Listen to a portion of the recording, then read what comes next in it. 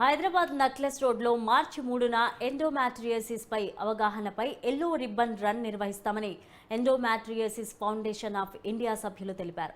ఈ ఈవెంట్లో 200 మందికి పైగా పాల్గొంటారని నిర్వాహకులు తెలిపారు. ఆసక్తి గల యువకులకు తమ పేర్లు నమోదు చేసుకోవాలని కోరారు.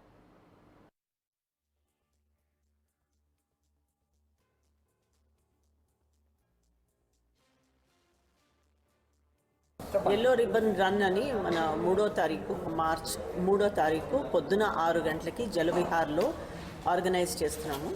అది ఎండోమెట్రియాసిస్ ఫౌండేషన్ ఆఫ్ ఇండియా వాళ్ళు డాక్టర్ విమి బింద్రా గారు స్టార్ట్ చేశారు. ఇది ఎందుకు ఆర్గనైజ్ చేస్తున్నాము అంటే ఈ ఎండోమెట్రియాసిస్ అనే ప్రాబ్లం అనే హెల్త్ ప్రాబ్లము మన మహిళల్ని అటాక్ చేస్తుంది. అది చాలామందికి తెలియదు, కానీ 10 నుంచి 15% వరకు మహిళలు దాని నుంచి సఫర్ అవుతారు.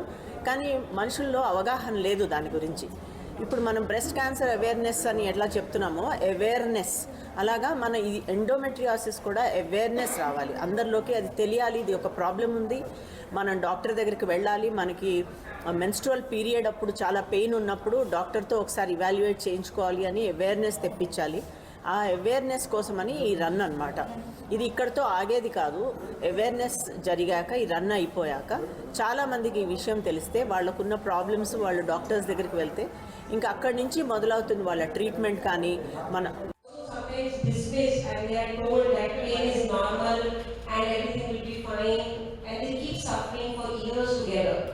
So young girls can get the care at the timely manner in a good